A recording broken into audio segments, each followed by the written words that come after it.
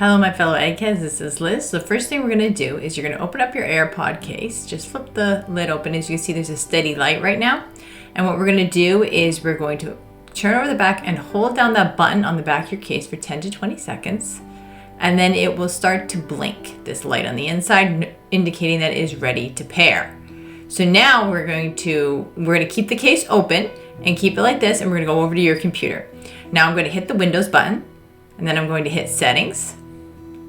And then from the settings windows, I'm going to go ahead and expand my settings windows here, and then I'm going to hit the Bluetooth and devices tab. I'm going to make sure my Bluetooth is on. As you see, it's toggled off. I'm going to toggle it back on, hit add a device, and then I'm going to hit Bluetooth. It will search through all my devices. I'm going to look for my AirPods and hit the connect button. Now keep in mind my AirPods are not currently connected to my phone or tablet, because that can cause problems. If you run into any issues at all, we have 2 videos down below on AirPod connection issues, like not being able to hear it or problems with your microphone, in the description down below. If you found this video in any way helpful, please like, share, and subscribe for more great content.